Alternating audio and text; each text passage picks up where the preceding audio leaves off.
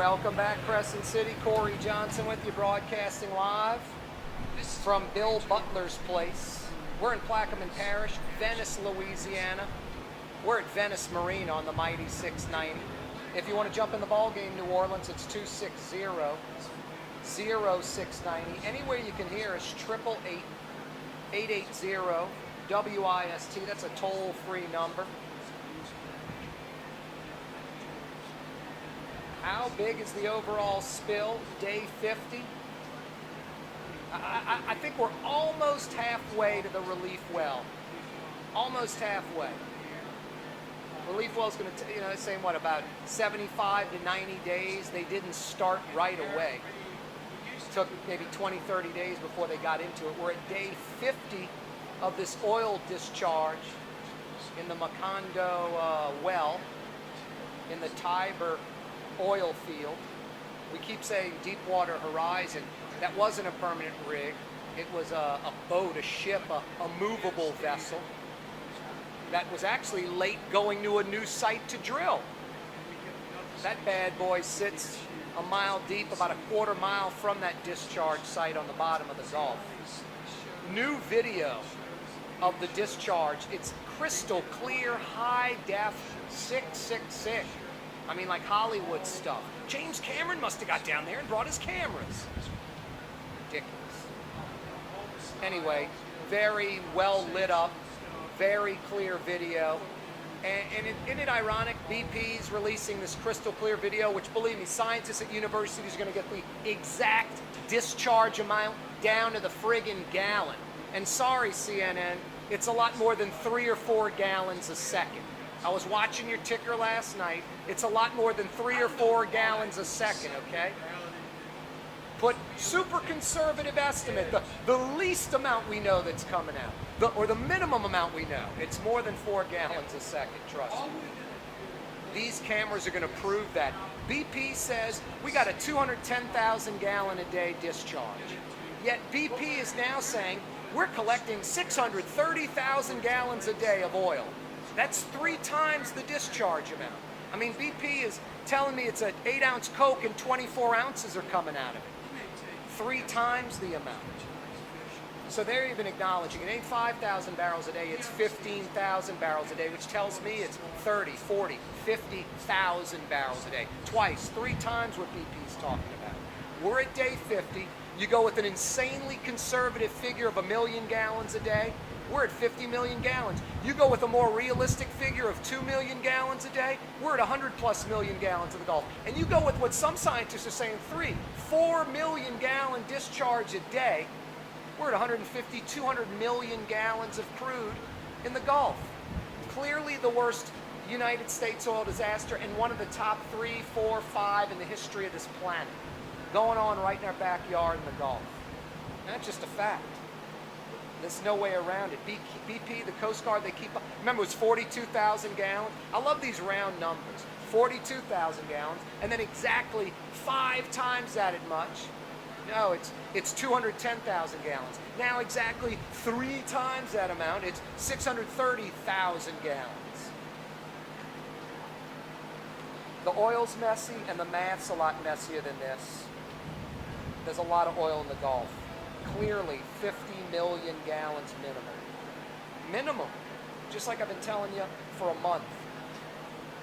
Boy, I was down at Fort Jackson, about 10 miles north of Venice Marina, right on LA 23, on the way back to New Orleans. 10 miles north or 10 miles from Venice if you're heading to Venice.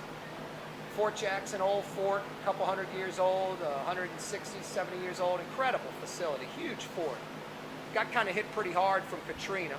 Trying to come back, not open to the public. The huge field or area in front of the fort on the highway side of the fort is a huge staging area. Military tanker trucks, fueling up helicopters, huge Blackhawks, and even bigger double, propeller-driven Chinooks coming down, hanging down their tethers, scooping up huge sandbags, which they're flying over in between the barrier islands and trying to bridge the gap between the 2 islands. And then on the other side of the levee, there's a steel building where Rebecca Dunn and Jay Holcomb and a whole crew over there, about 35, 40 of them, maybe 50 of them, cleaning our state bird mostly. You can check it out on TV because the Saints went down to Fort Jackson today. They did a quick tour of that pelican cleaning facility, and a lot of TV cameras were there. So 4, 6, 8, 26, I'm sure they got you covered. Hopefully ESPN picks it up because it is the Super Bowl champs. I hope ESPN nationwide television audience, I hope they pick this story up. We are at Bill Butler's place, taking it on the road again. New Orleans only radio station, getting outside of the city. We're at Venice Marina till 6 o'clock. Still time for you to jump in the ball game if you'd like to. We'd love to hear from you. Hey, I don't know if you're cleaning up oil or what. I heard in Alabama, a lot of folks in Orange Beach leaving the beach, walking to their condo, and oil footprints all over the concrete in Alabama. I'm not making this stuff up.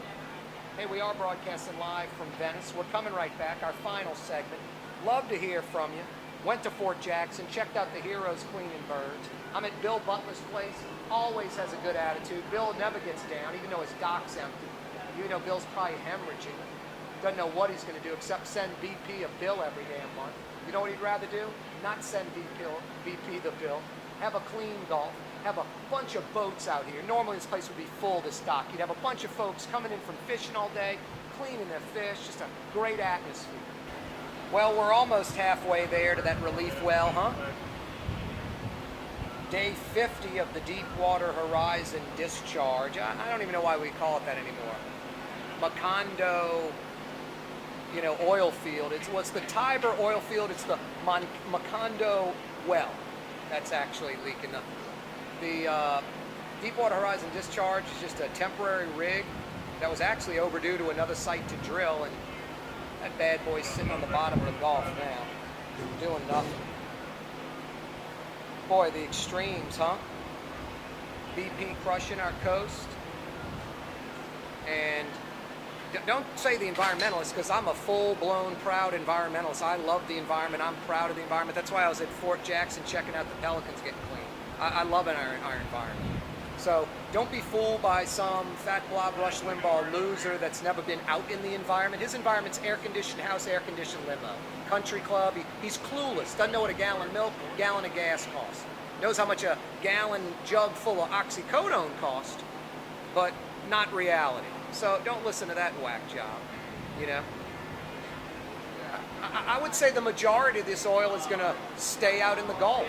Won't hit any coast. It's going to slowly, surely break down. I mean, I saw a breakdown, and this is a different story. You can't compare. This is apples to oranges a little, but a little bit of it is apples to apples. The Valdez spill, I think they've collected about 10-15% of that oil discharge. Like 70-80% of it's still on the beach, still in the Prince William Sound. So, but that's a tight contained area like Lake Pontchartrain. This is the Gulf. And the Gulf Stream, the Gulf Loop, that loop current, is one of the most powerful in the world.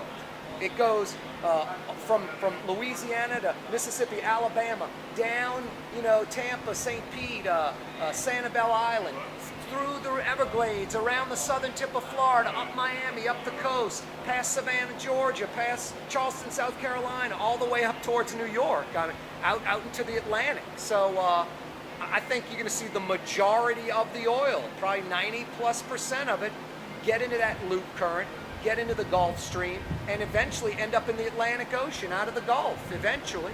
I think they're going to be finding tar balls on South Carolina beaches a year from now and saying it was the Deepwater Horizon deal. So, we're getting crushed like never before with an oil disaster in this country's history.